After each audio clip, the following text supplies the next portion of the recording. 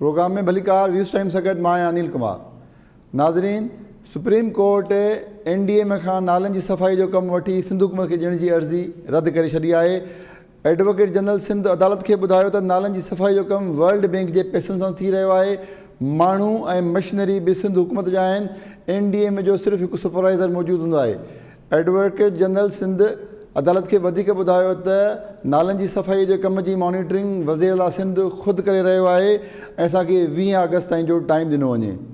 इन जे जवाब में जस्टिस एजाज़ हसन चयो त तव्हां चाहियो था त असां NDMA खे कम खां रोके छॾियूं। छा NDMA जापान खां ई आहे? ॿिए तरफ़ काल्ह गवर्नर सिंध चयो आहे त PTI हुकूमत कराचीअ खे अकेलो न छॾींदी। इमरान इस्माइल चयो आहे त कराचीअ लाइ तमामु मज़बूत जामिया फ्रेमवर्क ते कमु करे रहिया आहियूं, जंहिंमें वफ़ाक़ी हुकूमत, सिंध हुकूमत ऐं कराचीअ जे स्टेक होल्डर सभु शामिलु हूंदा। अगरि उन ते इतफ़ाक़ न थियो त पोइ असां 149 आर्टिकल जो इस्तेमालु करे सघूं था। अहिड़ा क़दम खणी सघजनि था जंहिंजे करे कराचीअ जी तरक़ी तेज़ीअ सां मुमकिन थी सघे। ॿिए तरफ़ अॼु वरी हिकु दफ़ो ॿीहर गवर्नर सिंध ऐं वफ़ाक़ी वज़ीर क़ानून फ़ारूक नसीम इमरान ख़ान सां इस्लामाबाद में मुलाक़ात कई आहे। इन पूरी सूरत हाल ते राय मालूम करण लाइ असां सां पैनलिस्ट जी टीम मौजूदु आहे। अॼु असांखे जॉइन कयो आहे डॉक्टर जमील अमन ख़ान साहब, नसीर मेमन साहब, अमर सिंधु साहिबा, इनाम भट्टी साहब, शबीर शर साहब ऐं अली हसन साहब। महिमान खे भलीकार। जी डॉक्टर साहब, तव्हां खां शुरूआत कयूं था। मुंहिंजो सुवालु तव्हां खां इहो आहे त आख़िर गवर्नर जो जेको इहो बयानु आहे जेको न कराची जे हवाले सां ॾिनो आहे, उनखे तव्हां ॾिसो कीअं था? नंबर 1। ॿियो इहो ॿुधायो त मुमकिना तौर ते उहे कहिड़ा मामला, कहिड़ा ऑप्शन थी सघनि था जंहिं ते इतफ़ाक़ थी सघे थो सिंध हुकूमत जो ऐं वफ़ाक़ी हुकूमत जो? इतफ़ाक़ जे लिहाज़ सां त उहो बि मां तबसरो करे थो छॾियां, पर असांखे ज़हन में रखणु खपे त पोएं साल फ़ारूक नसीम 149(4) आर्टिकल उन जी इंटरप्रिटेशन उन कई ऐं क्लियर लफ़्ज़नि में उन चयो हो त एग्ज़ेक्टिव अथॉरिटी जेका आहे उहा असां प्रोविंस खे डायरेक्शन ॾेई था सघूं ऐं डायरेक्शन न सिर्फ़ु ॾेई था सघूं इन सच अ मैनर त उन में एग्ज़ेक्टिव अथॉरिटी जेको आहे उहो असां एक्सरसाइज़ करे सघूं। ऐं कहिड़ी कंडीशन में?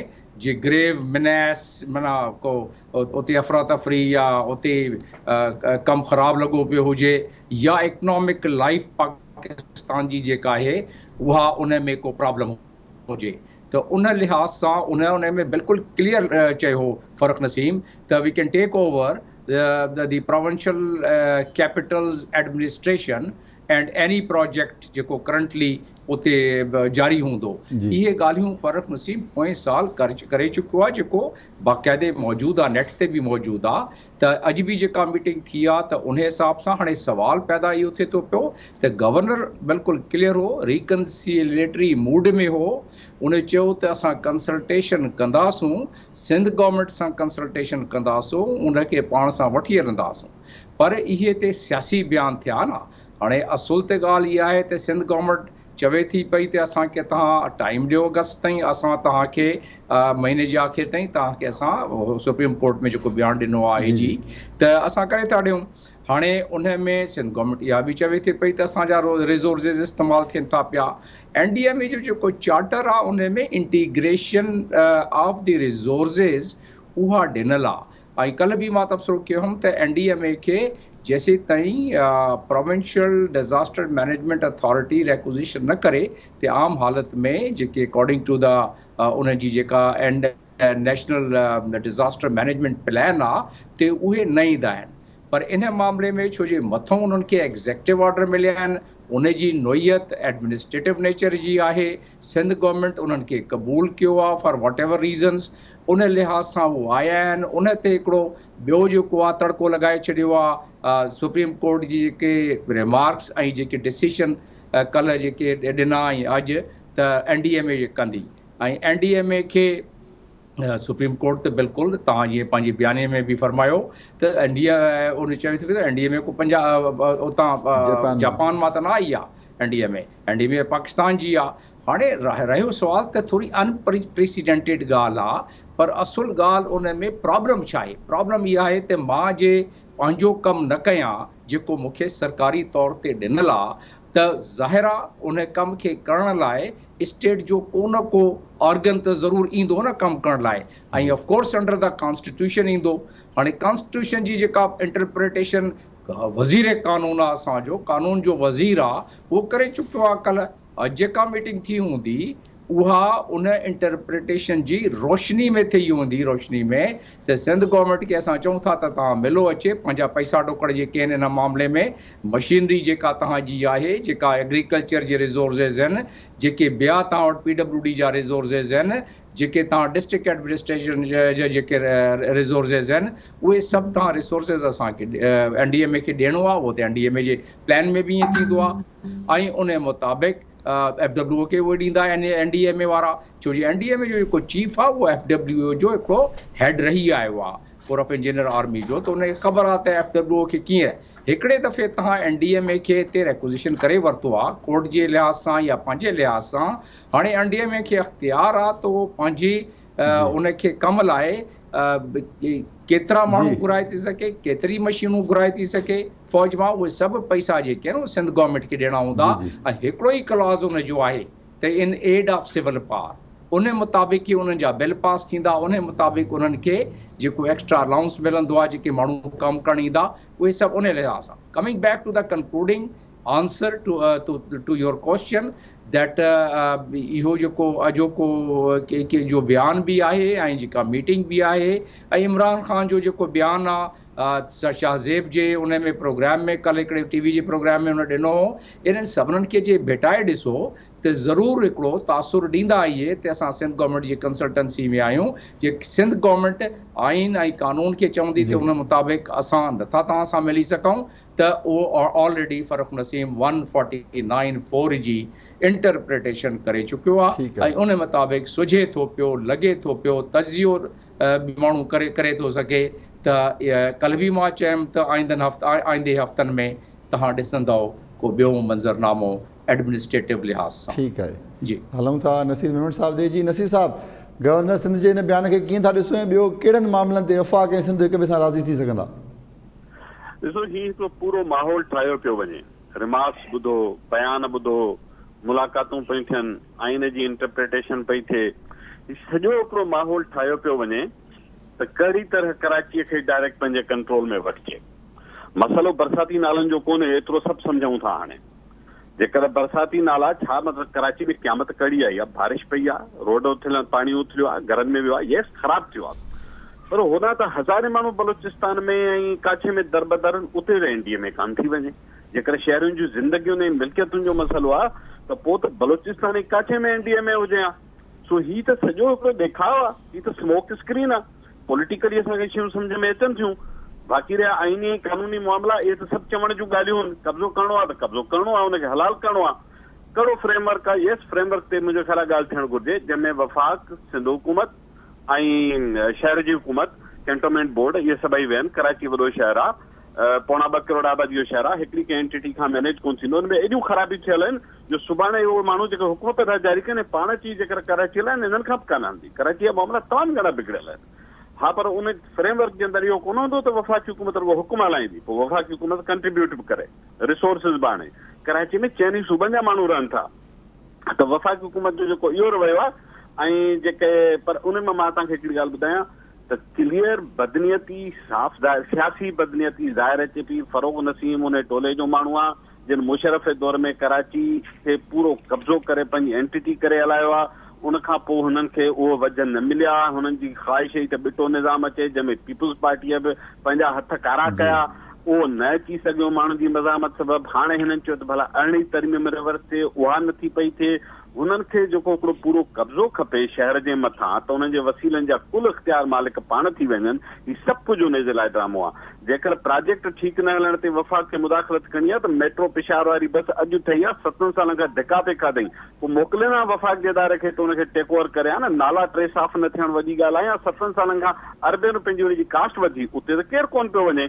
आख़िरी ॻाल्हि मां इहा चवंदुसि त हींअर पीपुल्स पार्टी छो थी अदालत में चए त असांखे अगस्त ताईं मोहलत ॾियो त असां साफ़ कंदासीं। पीपुल्स पार्टी खे कमु जुलाई में करे छॾणु घुरिजे। ख़बर कान्हे पीपुल्स पार्टी खे त अॻियां बारिशूं पियूं अचनि, तंहिं करे हुननि जी बदनीयती वफ़ाक़ी इदारनि जी पंहिंजी जाइ ते पीपुल्स पार्टी जी कारकर्दगीअ खे अलॻि ॾिसणो पवंदो। हाणे अदालत में चवण त असांखे टाइम ॾियो त असां नाला साफ़ कंदासीं, इहो कमु तव्हांखे जून जुलाई में करे छॾणु घुरिजे। तव्हां हथ वठी माण्हू खे वजु ॾिनो आहे। सो इहे इन में पीपुल्स पार्टीअ खां सुवाल थियणु घुरिजे, पर उहो सुवाल सिंध जे माण्हुनि जो राइट आहे, कॉन्स्टिट्यूशनल राइट आहे।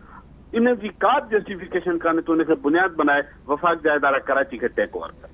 ठीकु आहे नसीर साहब, हलूं था अमर सिंधु साहब ॾे। जी अमर सिंधु साहब, गवर्नर जो बयानु तव्हांजे साम्हूं आहे, उनखे कीअं था ॾिसो ऐं इहो ॿुधायो त कहिड़ा उहे जेके फ्रेमवर्क जा पॉइंट्स हूंदा, मामला हूंदा जंहिं ते सिंध ऐं वफ़ाक़ जी हिक ॿिए सां मुफ़ाहमत थी सघंदी? ॻाल्हि इहा आहे त बग़ैर कंहिं लॻी लिपटी जे, बग़ैर कंहिं माना रुमाल में ढके ॻाल्हाइण जे हींअर सिंध उहो चवण ते मजबूर आहे जेको कॾहिं 1 यूनिट जे दौर में चयो वेंदो हुयो त मिड़िया मछ हज़ार भाङा थींदी सुहिणी। त हिन वक़्तु जेके बि सिंध ते जिन जूं अखियूं आहिनि, सिंध ते जिन जो रिसोर्सिस जे सिंध ते जिन जूं अखियूं आहिनि, उहे सभु गॾु थी चुका आहिनि। उहा सुप्रीम कोर्ट हुजे, उहा विफ़ाक़ी हुकूमत हुजे, उहा जेका असां कराची में रहंदड़ हुकूमतूं हुजनि, हक़ीक़त इहा आहे त जेका असां उहे जीअं गॾु थी चुकिया आहिनि उन्हनि तइ कयो आहे त कब्ज़ो करिणो आहे। हीउ कब्ज़ो आहे ऐं इनखे सही सिधी जेका असां उनखे उहो कब्ज़ो मार्शल लॉ जी सूरत में थिए, उहो कब्ज़ो जुडिशियल जेका असां हुनजी सूरत में थिए। जी अमर सिंधु साहब, हा जी, जुडिशियल हुनजी सूरत में थिए। हक़ीक़त में जेको असां इहो कब्ज़ो आहे ऐं सिंध इन कब्ज़ागिरी जे ख़िलाफ़ मज़ाहिमत कंदी, उहा मज़ाहिमत ॿुधी वञे, उहा मज़ाहिमत सम्झी वञे, उहा मज़ाहिमत जेका असां हुनखे मान ॾिनो वञे, न ॾिनो वञे, उनजा कहिड़ा नतीजा निकिरंदा। पर इहा ॻाल्हि माना हिकिड़ी वाज़े आहे त विफ़ाक़ ऐं सूबनि जे विच में न, पर हिकिड़े रियासत ऐं उन रियासत जे यूनिट ऐं रियासत जे शहरनि जे विच में जेका बदइतमादी पैदा थींदी, उनखे पोइ पाकिस्तान जो को कानून, पाकिस्तान जो को आइन, पाकिस्तान जी का या कुवत जेका असां उनखे जेका असां गैप उहो भरे न सघंदी। हक़ीक़त इहो आहे त हिन वक़्तु विफ़ाक़ खे कब्ज़ागिरी जे बजाए विफ़ाक़ खे सूबनि ते जेका असां हमले आवर थियण जी सूरत जे बजाए विफ़ाक़ खे हक़ीक़ी तौर ते ॾिसणो पवंदो त हुनजा ही सिंध हुकूमत जो मामिलो कोन्हे, ही सिंध जे अवाम जो मामिलो आहे। त हुनखे सिंध जे अवाम सां सुभाणे कहिड़े तरीक़े सां ॻाल्हाइणो आहे। सिंध हुकूमत सां थी सघे थो त इहे मफ़ाहमतूं बि थी वञनि, ॾिठो निज़ाम अची वियो हुयो, थी सघे थो त सिंध हुकूमत पैसे क़दम करे वञे। छा सिंध ऐं सिंध जा माण्हू इहो हक़ सिंध हुकूमत खे, विफ़ाक़ खे या कोर्टनि खे, जुडिशियल मार्शल वसीले इहो टेक ओवर करण जो हक़ ॾियनि था? मां सम्झां थी त जेकॾहिं इहो आहे त सभ खां पहिरीं हुननि खे रेफरेंडम कराइणु खपे सिंध में, ऐं सिंध खां पुछणु खपे त सिंध हुन जा तयारु आहे या न। उनखां पोइ कराची जेको फ़ैसिलो थी सघे थो। बाक़ी हर सूरत में उहो आर्टिकल हिकु त घायल आईनी आहे, छाकाणि त इंटरप्रिटेशन रुगो फ़रोग़ नसीम थो करे अचनि। पोइ इंटरप्रिटेशन जे हवाले सां हिकिड़ी पिटीशन अचणु खपे, पोइ इंटरप्रिटेशन थियणु खपे। पर हक़ीक़त इहो आहे त जेको सुप्रीम कोर्ट अमर सिंधु साहब, तव्हां चवणु आहे त आर्टिकल जी जेका इंटरप्रिटेशन कनि था उहा गैर आइनी आहे, उहा सही न आहे, उहा प्रॉपर इंटरप्रिटेशन थियणु खपे ऐं रेफरेंडम बि थियणु खपे। हलूं था असां इनाम भट्टी साहब ॾे। जी इनाम भट्टी साहब, गवर्नर जे हिन बयान खे कीअं था ॾिसो ऐं कहिड़ा उहे मामला हूंदा जंहिं ते सिंध हुकूमत ऐं वफ़ाक़ी हुकूमत हिक ॿिए सां मुफ़ाहमत थी सघंदी?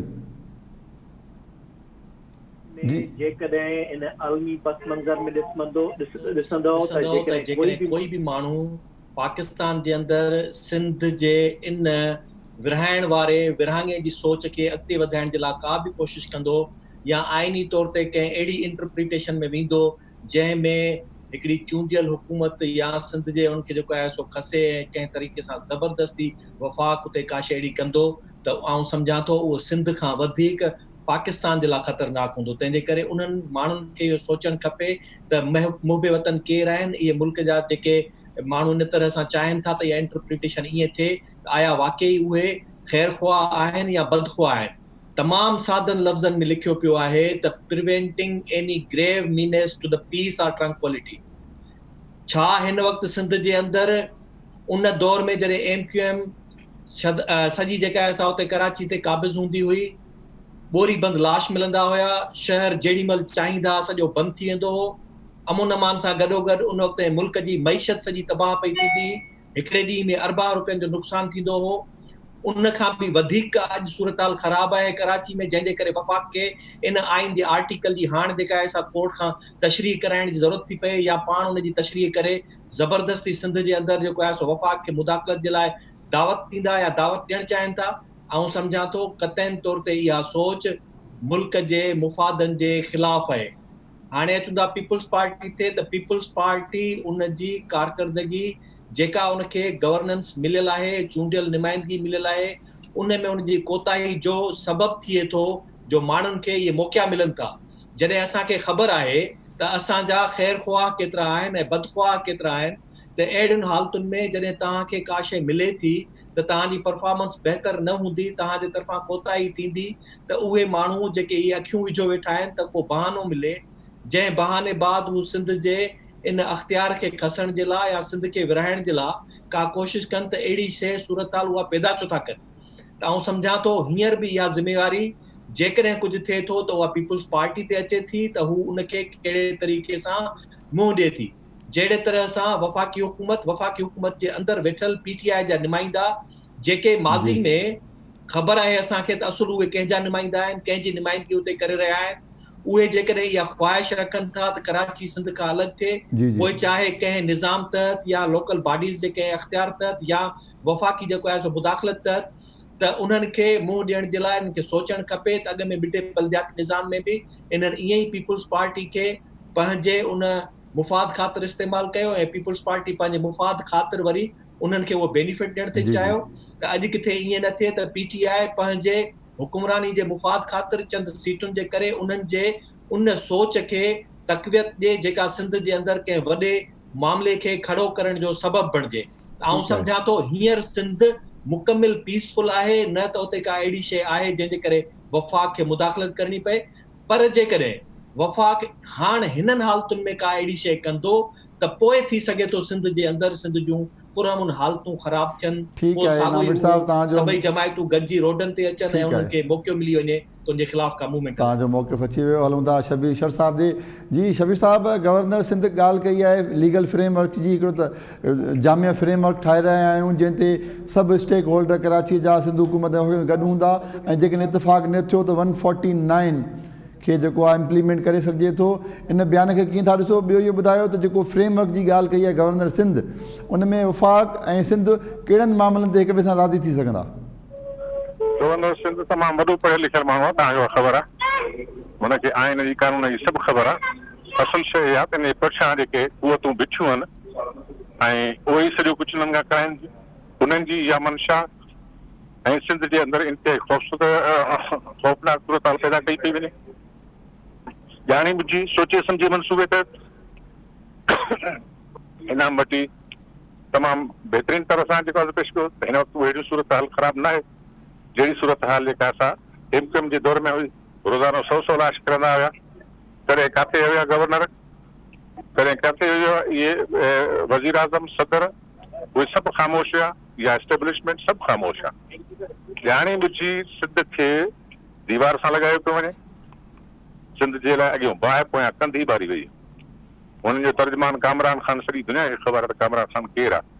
उहो सिधो सो ट्वीट थो करे पियो त कुझु ॾींहंनि जे अंदरि कल्ह जी जेको आहे सुप्रीम कोर्ट जेको रिमार्क्स न आणण खां पोइ कराची वारा ख़ुशख़बरी ॿुधंदा। इहा सॼी सिचुएशन जेका हिकिड़ी ख़ौफ़नाक सूरत हाल खे पैदा करे पई। 149A जेको आहे उहो उन वक़्तु सूरत में आहे जॾहिं चीफ मिनिस्टर चए त भई असां हाणे फेल थी विया आहियूं, असां का शइ नथा करे सघूं, तंहिंजे करे हाणे तव्हां हिते गवर्नर रूल कयो ऐं असेंबली खे सस्पेंड कयो। वज़ीर आला जी त का बि कमेंट्स कोन्हे, वज़ीर आला ते का बि रिकमेंडेशन कोन थो ॾिए पियो।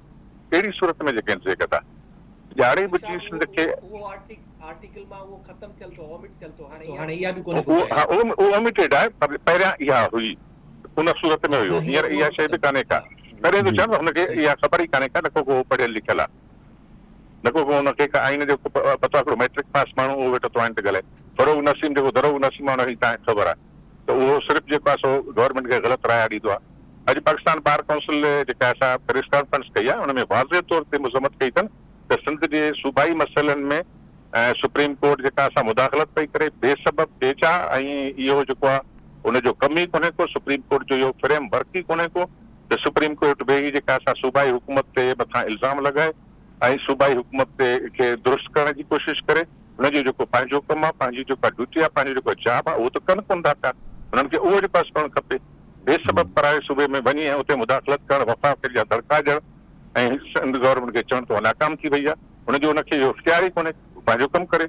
45,000 केस पेंडिंग आहिनि, उहे त कोन था हलनि पिया, रोज़ सुबुह मोटो था हलनि पिया, रोज़ सुबुह मोटो आहिनि। रोज़ जेका असां हिकिड़ी हिरासमेंट जी ऐं ख़ौफ़नाक सूरत हाल जेका असां पैदा कई थी वञे पई, सिंध खे काॾे वठूं था वञनि पिया, का ॻाल्हि सम्झ में कान थी अचे। रुॻो ख़ौफ़ ऐं हिरास पैदा कयो पियो वञे। असांखे त ॿियो कुझु थो नज़र अचे पियो, ॿियो को बांग्लादेश ठाहिण था वञनि पिया। ठीकु आहे शबीर शाह साहब, तव्हांजो मौक़िफ़ अची वियो। नाज़रीन, वक़्तु नंढी ब्रेक जो, ब्रेक खां पोइ ॻाल्हाईंदासीं 149 आर्टिकल जे हवाले सां त छा वफ़ाक़ वटि कहिड़ा कहिड़ा ऑप्शन मौजूदु आहिनि। इन ऑप्शन खां अलावा असां सां गॾु रहिजो, ब्रेक तां मोटी अची इन मौज़ू ते ॻाल्हाईंदासीं। प्रोग्राम में हिकु दो ॿीहर भलीकार। नाज़रीन, ब्रेक खां अॻु में असां ॻाल्हाए रहिया हुआसीं आर्टिकल 149 जे हवाले सां, जंहिंजो ज़िक्र इमरान इस्माइल कयो हुयो त जेकॾहिं फ्रेमवर्क जेको असां ठाहे रहिया आहियूं उन ते कंहिं इतफ़ाक़ न थियो त आइन जे आर्टिकल 149 खे लागू करे सघिजे थो। हलूं था डॉक्टर जमील अहमद ख़ान साहब ॾे। जी डॉक्टर साहब, इहो ॿुधायो त जेको आर्टिकल 149 जी ॻाल्हि कनि था, वफ़ाक़ वटि छा इहो अकेलो ऑप्शन आहे या इन खां अलावा ॿिया बि ऑप्शन थी सघनि था सूरत हाल खे बहितर करण लाइ? ॿिया ऑप्शन त उहे आहिनि जेके प्राइम मिनिस्टर अनाउंस कयो शुरूआत में त 162 बिलियन रुपया ॾींदो इन खे सिंध प्रोविंस खे, ऐं उहे हिते ख़र्च थींदा। उन ख़र्च जे जो मोडेलिटी तरीक़ोकार आहे त ख़ैर कानून जे मुताबिक़, आइन जे मुताबिक़ प्रोविंशियल गवर्नमेंट जे थ्रू करिणो आहे उनखे। पर जे चाहिनि हा त कोई प्रोजेक्ट, फेडरल गवर्नमेंट जा प्रोजेक्ट लॉन्च करे सघंदा आहिनि collaboration with the provincial government. पर उहे 162 बिलियन जो त अञा ताईं इंतज़ारु लॻो पियो आहे सिंध खे, त उहो हिकिड़ो तरीक़ो ऐं हिकिड़ो फ्रेमवर्क हुयो।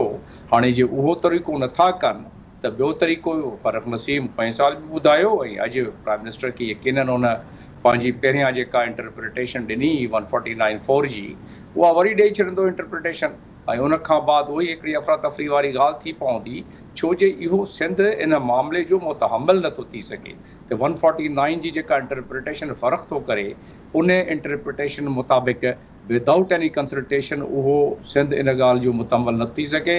इनफैक्ट जेके प्रकार हुया, ख़राब प्रकार हुकूमत जा सिंध जा, जंहिंमें रोड, रस्ता, नालियूं, लाड़काणो, सकर, नवाबशाह, दादू, हर शहर में उहा जेका डेवलपमेंट थियणु खपे हा उहा न थी।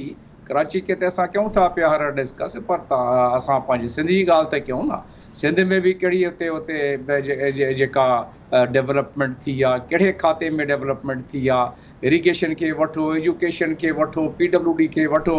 असां पंहिंजे दिलि ते, पंहिंजे हाथ ते हथु रखी ॾिसूं त असांखे ख़बर आहे छा थींदो रहियो आहे। पर हीअ जो इन तरीक़े सां 149(4) जो इस्तेमालु थी वियो मिसाल तौर ते इन इंटरप्रिटेशन जे मुताबिक़, त पोइ त ठठ थी वेंदा पीपल्स पार्टी जा।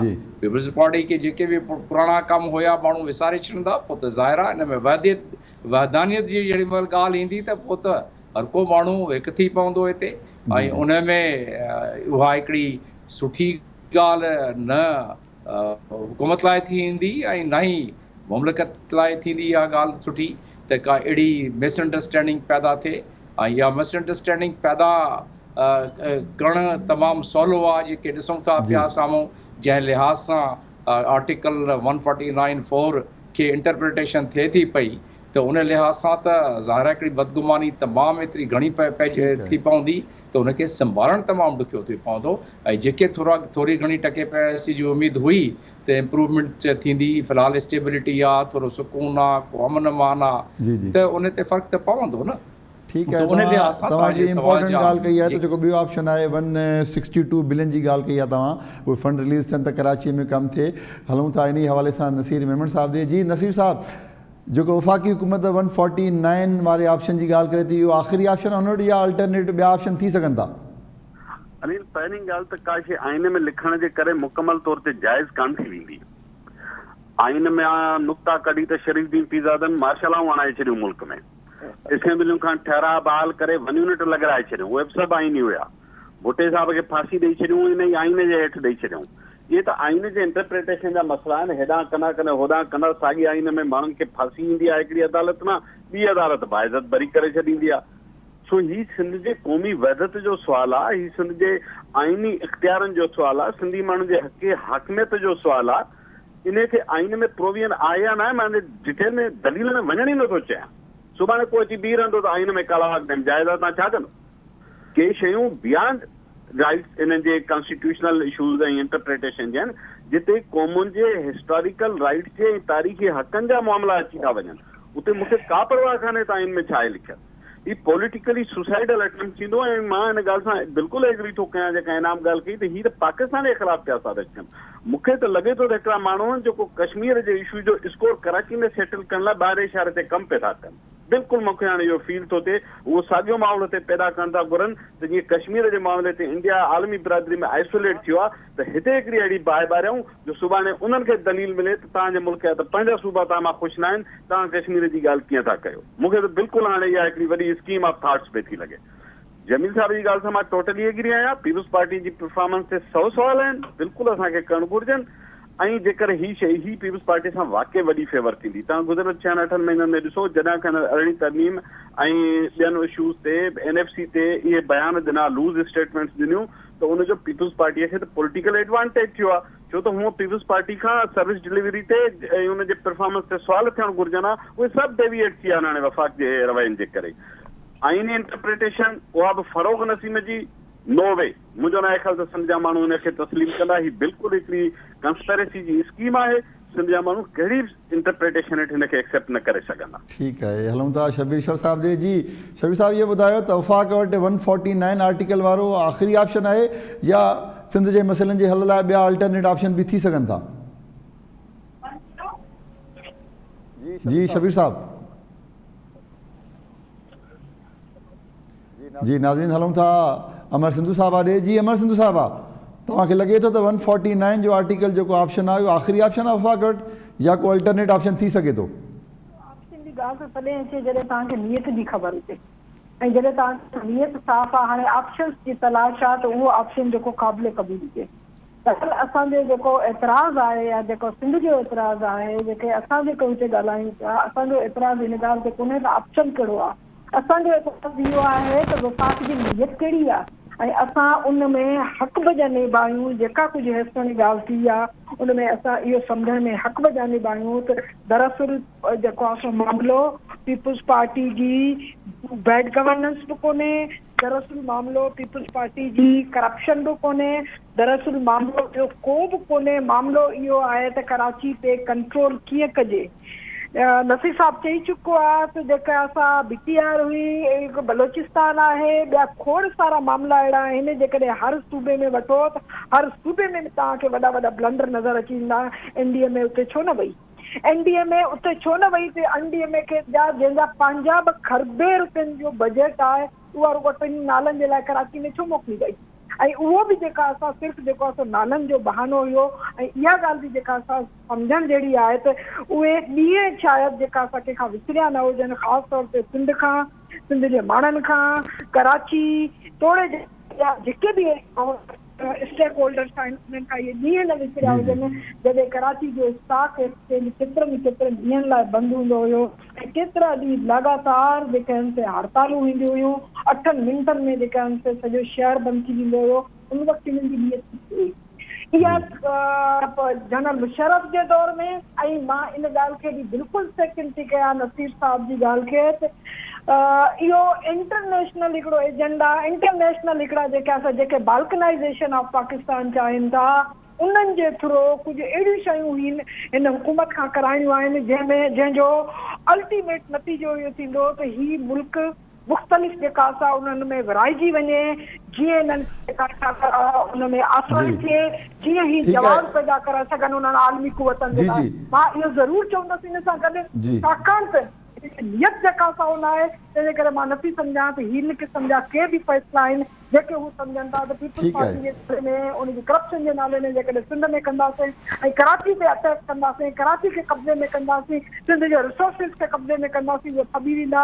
इहा ॻाल्हि पाकिस्तान जे मुस्तक़बिल लाइ कंहिं सूरत में बि बहितर नथी थी ठीकु आहे अहमद सिंधवा, तव्हांजो मौक़िफ़ अची वियो। हलूं था इनाम भट्टी साहब ॾे। जी इनाम भट्टी साहब, 149 वारो जेको ऑप्शन आहे उहो वफ़ाक़ वटि आख़िरी ऑप्शन आहे या अल्टरनेट ऑप्शन थी सघनि था? अनिल, पहिरीं ॻाल्हि त इहो आहे, आउं वकील न आहियां, पर एडमिनिस्ट्रेटिव पोजीशन्स ते रहण जे करे जेका लैंग्वेज हूंदी आहे उनखे सम्झी सघां थो। आर्टिकल 149 चए थो त directions to provinces in certain cases. Directions मां मतिलबु छा हूंदो आहे? सो बि डायरेक्शंस कंहिं ॿिए खे न, साॻे प्रोविंस खे ई। त आर्टिकल 49 को बि अहिड़ी गुंजाइश नथो छॾे जो जंहिंमें कंहिं ॿिए इदारे खे डायरेक्शन ॾिजे त तव्हां वञो ऐं सिंध जो कंट्रोल संभालियो, या तव्हां वञो ऐं कराची जो कंट्रोल संभालियो। Direction to provinces in certain cases, ऐं उहे सर्टेन केसेस कहिड़ा आहिनि? त को बि अहिड़ो एग्जीक्यूटिव अथॉरिटी जो अमल जेको फेडरेशन जे मुखालफ़त में या प्रीजुडिस एक्सरसाइज ते प्रोविंस जे तरफ़ों, त तॾहिं फेडरेशन उनखे जेको आहे सो डायरेक्शन ॾींदी त इहे न कयो।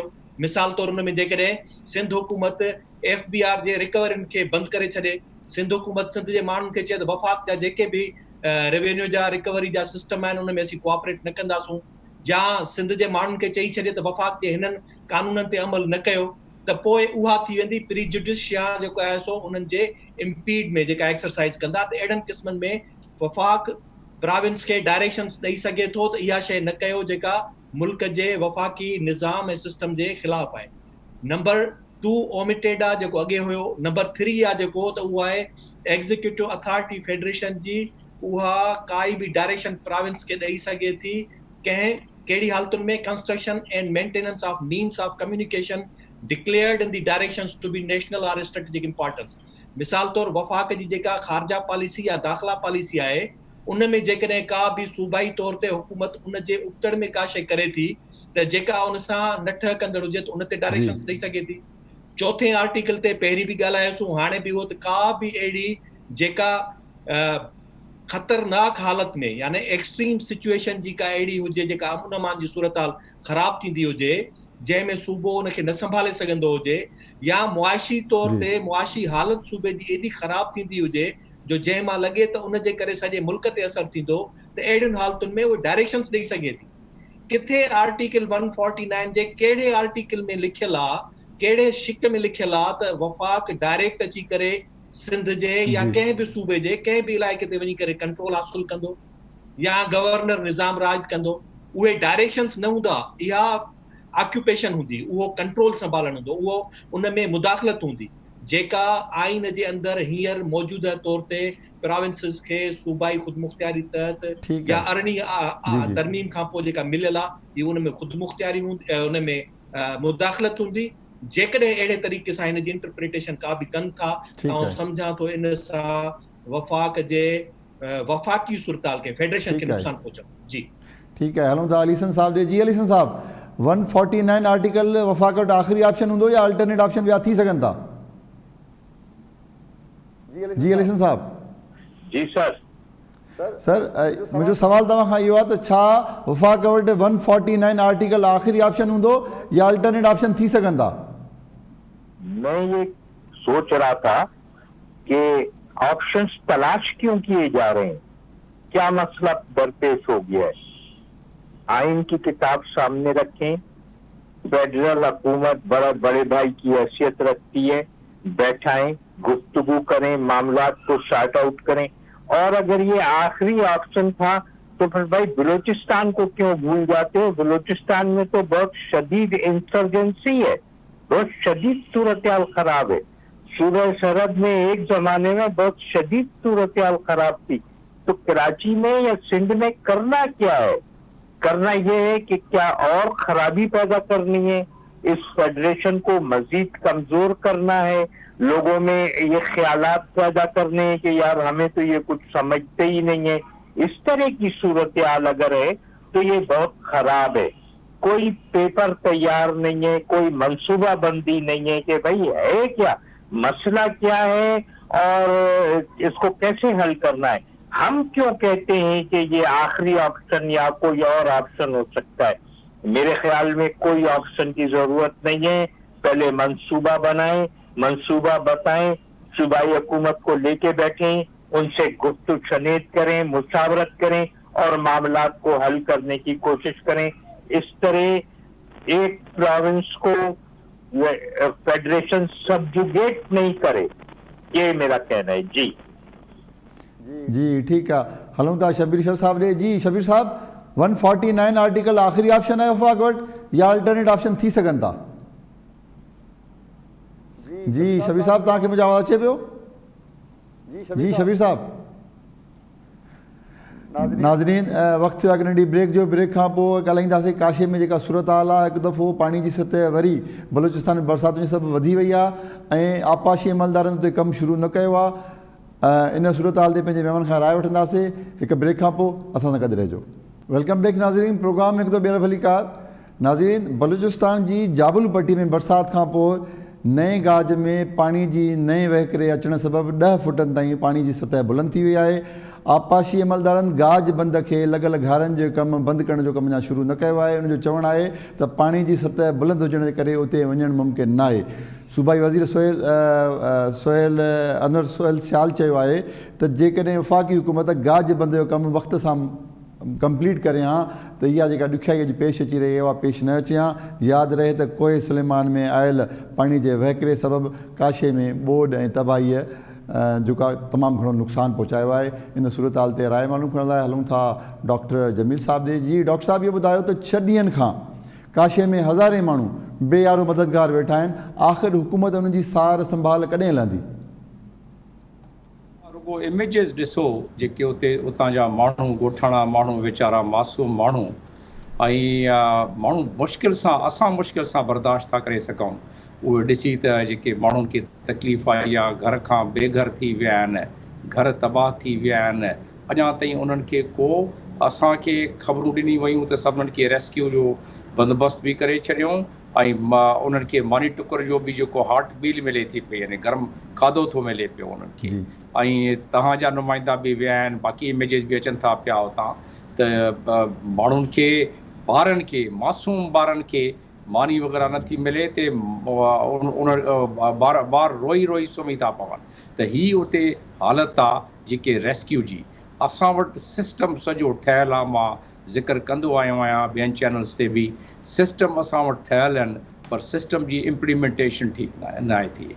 अनवर सियाल साहब सही थो चवे थो बंदि ठही वञे हा, ठीकु आहे, पर उन खां अलावा बि त असां वटि जेके निज़ाम आहे त जेको डिज़ास्टर थो अची वञे, जंहिं लिहाज़ सां अचे, फॉर वट एवर रीज़न, त उनखे असांखे उन वक़्तु माण्हुनि खे असांखे बिल्कुलु बेयारो मददगार त उन्हनि खे न आहे छॾिणो न।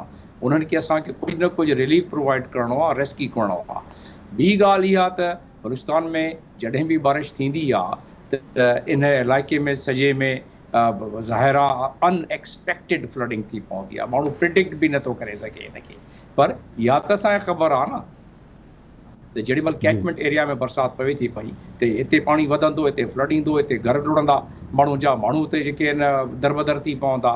त असांखे उन लिहाज़ सां लास्ट मोमेंट ते असां कुझु माण्हू हुतां असांजी एडमिनिस्ट्रेशन कढियो आहे। हाणे सूरत हाल इहा आहे त हिते ॿेड़ियूं जेके आहिनि रेस्क्यू बोट्स, उहे आर्मी थी हलाए।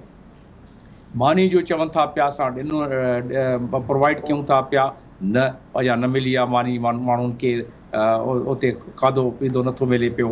ॿी ॻाल्हि त उते मेडिकल कैंप्स, जेको फेडरल गवर्नमेंट जी ज़रूरत ई न हुई, कैंप सूबाई हुकूमत वटि पंहिंजा खोड़ डॉक्टर आहिनि, पंहिंजा खोड़ रिसोर्सिस आहिनि, उहो पंहिंजा कैंप्स वग़ैरह इस्टेब्लिश कनि हा। उते जेका सूबाई गवर्नमेंट जी सुस्ती कंदी ऐं उते पोइ in aid of civil power जेके आहे आर्मी उन जी मदद कंदी या ॿियो NDA में मदद कंदो, त उन में ज़ाहिर आहे पोइ अहिड़ी कंट्रावर्सीज़ बि थींदी। असां पंहिंजे हथराए थो, असां रस्तो था ॾेखारियूं, असां पंहिंजी वीकनेसिस एतिरी करे था छॾियूं त उन में असांखे in aid of civil power मदद वठणी थी पए। ऐं जेॾी महिल मदद था वठूं त ॿिया मामला जीअं तव्हां ॾिसो था पिया त सुप्रीम कोर्ट बि इन्फ्लुएंस थी रिमार्क्स ॾिए थी पई, पोइ वरी फ़र्क़ नसीब बि वञी मीटिंग थो करे उते। त चवण जो मक़सदु इहो आहे त रेस्क्यू जो बि कमु न थियो, मिटिगेशन जो कमु जेको NDMA खां वठी डिस्ट्रिक्ट डिज़ास्टर मैनेजमेंट ताईं एक्ट जे मुताबिक़, उन्हनि जी प्लान मुताबिक़ इहा शइ उन्हनि जी रिस्पॉन्सिबिलिटी आहे त कुझु मिटिगेशन थिए हा। मिटिगेशन बि न थी काई। मिटिगेशन न थी, रेस्क्यू बि न थी, रेस्क्यू न थी त हाणे रिहेबिलिटेशन किथां थींदी उन्हनि जी? ठीकु आहे। त ज़ाहिर आहे माण्हू अल्टीमेट सफ़रर जेके आहिनि उहे आहिनि उतां जा मासूम माण्हू, उतां जा जेके ॻोठाणा आहिनि, उन्हनि जो को वाली मददगार न आहे, ऐं उन जे करे उहे सिस्टम सभु असांजा फेल थी विया आहिनि। हाणे असां जेको आहे एमरजेंसी में कॾहिं हिकिड़े एजेंसी खे चऊं था पिया फेडरल खे, केॾी महिल प्रोविंस में भॼडुक कयूं था पिया, केॾी महिल फ़क़ति मिनिस्टर थो चवे त असां सभु रेस्क्यू करे छॾियो आहे, सभिनीनि खे असां रिलीफ प्रोवाइड करे छॾियो आहे, ऑन ग्राउंड उते उहे शयूं मिलनि नथियूं पियूं, उतां बयानु अचे थो हुकूमत तव्हां चवण त हुकूमती बयान आहिनि सिर्फ़ु, ऐं ऑन ग्राउंड ॾिसण में अचे थो त का उते इमदाद न पहुती आहे। हलूं था नसीर मेमन साहब जी। नसीर साहब जी, जमील साहब ॻाल्हि कई, जेके इमेजिस अचनि था उहे ॾाढा दिलि दुखाईंदड़ आहिनि, उन में ॾाढी तकलीफ़ आहे त माण्हू उते कहिड़े हालत में रहनि था, उनखे रिलीफ न मिलियो आहे, 6 ॾींहं गुज़री विया आहिनि, माण्हू वेठा आहिनि बेयारो मददगार। आख़िर हुकूमत उन जी सार संभाल कॾहिं हलंदी? में डिज़ास्टर मैनेजमेंट जो सॼो निज़ाम, जीअं ॿिया कई निज़ाम तबाह थिया आहिनि, हाणे पीपुल्स पार्टीअ जी कारकर्दगीअ ते ॻाल्हायूं था, उहो वफ़ाक़ जी मुदाख़लत वारा मामला बिल्कुलु अलॻि आहिनि, उन लाइ असांजी राय क्लियर आहे। पर सिंध में जेको पीपुल्स पार्टी नाहक कयो आहे पंहिंजी ख़राब परफॉर्मेंस जे करे, ही सभु हुन जा नतीजा आहिनि। उन्हनि वटि को बि डिज़ास्टर मैनेजमेंट जो सिस्टम कोन्हे। सिंध में कानून मूजिबि प्रोविंशियल डिज़ास्टर मैनेजमेंट अथॉरिटी ठहियल आहे। तव्हां अॼु ताईं उनखे किथे केतिरो सरगर्म ॾिठो आहे? मूं न ॾिठो आहे, मूंखे ख़बर न आहे।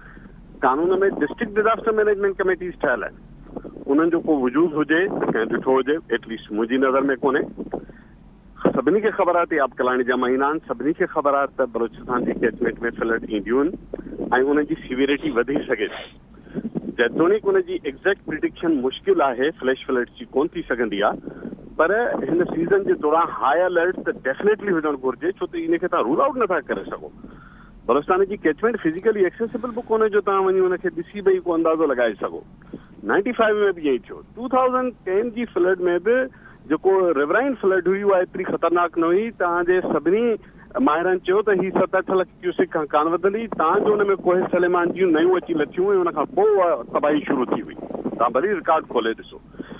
सो हिन सॼी सिचुएशन जे अंदरि को बि रेस्क्यू जो एतमाम कोन्हे, को बि माण्हुनि खे रिलीफ ॾियण जो एतमाम कोन्हे, को इदारा कोन्हनि के, इदारा आहिनि त उहे रिसोर्सफुल कोन्हनि के। हिन जेके सिस्टम्स आहिनि उन सभिनी जो खानो ख़राबु थियल आहे। रुको करप्शन, चोर बाज़ारी, हिकिड़ा माण्हू वेठा आहिनि जेके 24 कलाक माल मेड़ जे पुठियां आहिनि, नज़रदारी आहे कान, माण्हू जा इंट्रस्ट सुप्रीम आहिनि कोन। सो इन जो नतीजो इहो आहे जो माण्हू सफ़र कनि पिया। बिल्कुलु उते हालत तमामु अफ़सोसनाक आहे। ह्यूमैनिटेरियन क्राइसिस जहिड़ी सिचुएशन आहे। असां हिते परे खां वेठा आहियूं, असांखे ख़बर नथी पए माण्हू कीअं था सर्वाइव कनि, कहिड़ी हालत में। 6 ॾींहं वॾो टाइम आहे, एडिक्वेट रेस्पॉन्स न थियो आहे। जेतिरा बि तव्हां दोस्त ॿुधाईंदा उते सूरत हाल शदीद ख़राबु आहे। ज़िम्मेवार तुंहिंजी हुकूमत आहे। ठीकु आहे, हलूं था अलीसन साहब जी। अलीसन साहब, तव्हां नसीर साहब जी ॻाल्हि ॿुधी, जमील साहब जी ॻाल्हि ॿुधी, हुननि सिस्टम्स ते ॻाल्हायो, हुन रीज़न्स ते ॻाल्हायो, हुन प्रॉब्लम्स ते ॻाल्हायो। मुंहिंजो सुवाल तव्हां खां इहो आहे त आख़िर 6 ॾींहंनि खां जेके माण्हू हुते वेठा आहिनि, बेयारो मददगार, जंहिंमें औरतूं, ॿार सभु वेठा आहिनि, उन्हनि जी हुकूमत सार कॾहिं लहंदी? बात दरअसल ये है कि आदमियों की, मानों की जरूरत उस वक्त पड़ती है जब इलेक्शन लेना होता है, फिर इलेक्शन में वोट लेना होता है, गली गली जाते हैं, सड़क सड़क जाते हैं, उसके बाद भूल जाते हैं, उसके बाद अच्छे हालात में भी नहीं मिलते हैं। ये तो बहुत खराब हालात हैं, तशवीशनाक बात है, लेकिन इनको कोई परवाह नहीं है। इनके पास कोई, मैंने जैसे पहले कहा था, इनके पास कोई मंसूबा नहीं है। आप मुझे बताएं कि मानसून है, सबको पता है कि बारिशें आएंगी, सबको अंदाजा है पानी का फ्लो किस तरह होगा, क्या होगा, किसने क्या किया, डिप्टी कमिश्नर ऑफिस ने क्या किया, गवर्नमेंट ऑफिस ने क्या किया। मिनिस्टर का ये कह देना कि फला काम हो चुका होता तो यूं नहीं होता, ये खाली एक मतलब पागलपने की बातें, ये अपनी जिम्मेदारी को टालने की बातें। इरिगेशन डिपार्टमेंट ने क्या किया, कोई ऐसा काम किया, कोई ऐसा एक 2 पैसे 2 ढेले का काम किया कि 2 बाल्टी पानी निकाल के फेंक देते। कोई लोगों की रेस्क्यू का इन्होंने इंतजाम सोचा कि लोगों के साथ क्या होगा, ये बैठे रहते हैं। बात ये है कि इस मुल्क में बहुत अफसोस से ये कहना पड़ता है, इस मुल्क में आम आदमी की, इनकी सारी जो हुक्मरान तबका है, अशराफिया जो है इस मुल्क की, उसकी नजर में आम आदमी की कोई अहमियत नहीं है। आम आदमी मरता है, धक्के खाता है, भूखा मरे, पाँव में उसके चप्पल ना हो, कमीज उसकी सही ना हो, उसके पास पैसे नहीं हो, इनको कोई परवाह नहीं है। ये कभी भी नहीं सोचते। इस वक्त होना चाहिए ना इन सब लोगों को मैदान में इधर जाके, ये मिनिस्टर और फला जो तीर मटीर करते रहते हैं, ये अपने दफ्तरों में बैठे हैं, एसी दफ्तर में बैठे हुए हैं और ये कर रहे हैं। इस तरह चलेगा नहीं। और इस सब चीजों के नताइज मैं जैसे देखता हूँ, मुझे समझ में आते हैं, वो बहुत खराब निकलेंगे। इनको डर नहीं है कि नताइज क्या निकलते हैं। अगर इनको डर नहीं है तो दुनिया में जो बड़े इनकलाबात आए हैं उसमें आवाम के रिएक्शन को पढ़ लें तो इनकी समझ में शायद आ जाए। जी ठीक है, हलूं था अमर सिंधु साहब वटि। जी अमर सिंधु साहब, तव्हां ॻाल्हि ॿुधी त हुकूमत सिर्फ़ु आवाम ताईं तॾहिं वेंदी आहे जॾहिं हुनखे वोट जी ज़रूरत हूंदी आहे, पोइ हुनखे विसारे छॾींदी आहे। माण्हू 6 ॾींहंनि खां बेयारो मददगार वेठा आहिनि, हुकूमत सार कॾहिं हलंदी?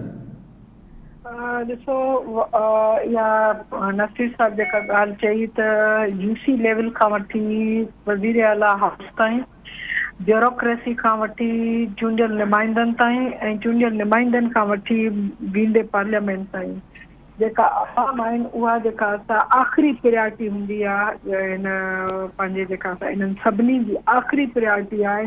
ओसि ताईं जेसि ताईं हिननि जे पंहिंजे इक़्तिदार, हिननि जे पंहिंजे जेका असां इख़्तियार खे चैलेंज न कयो वञे। हक़ीक़त इहा आहे त जेकॾहिं हिन जेका असां नई गाज वारो मामिलो ॾिसे थो, उहो नई गाज वारे मामले में बि हिकु बि तव्हां ऑफिस खे जेका असां उनखां स्पेयर नथा करे सघो। उहा यूसी जी ऑफिस हुजे, उहा डीसी जी ऑफिस हुजे, उहो नुमाइंदो हुजे, उहा जी जी जी अमर सिंधु साहब, हलूं था इनाम भट्टी साहब ॾे।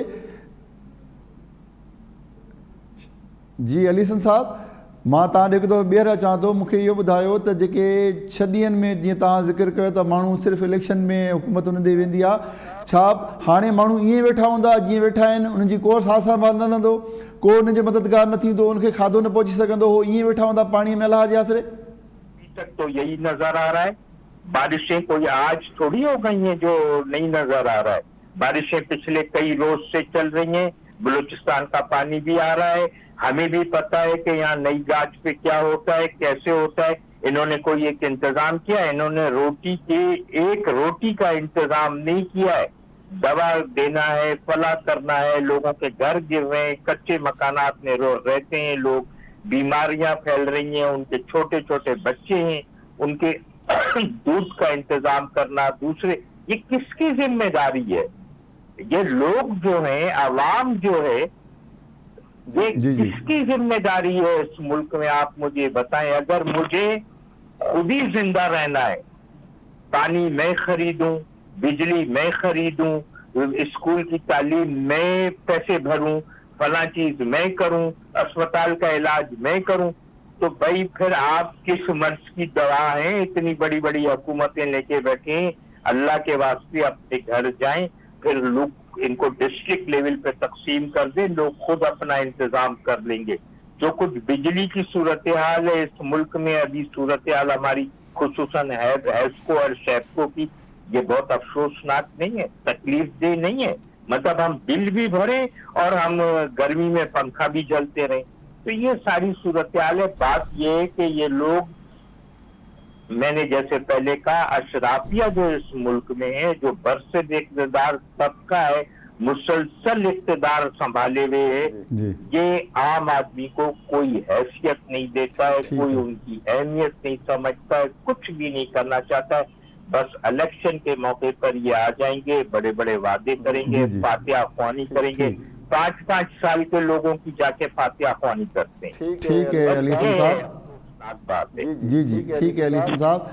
हलूं था इनाम भट्टी साहब जे। जी इनाम भट्टी साहब, 6 ॾींहंनि खां माण्हू बेयारो मददगार वेठा आहिनि, हुकूमत सार कॾहिं हलंदी? जीअं ॿियनि दोस्तनि चयो, अलीसन साहब चयो, नसीर साहब चयो त सिर्फ़ु इलेक्शन जे ॾींहंनि में छा माण्हुनि वटि वञिणो आहे, उनखां वोट वठणा आहिनि, बाक़ी जीअं हालत ज़ाहिर माण्हू वेठा आहिनि, को हुनजी सार संभाल न हलंदो?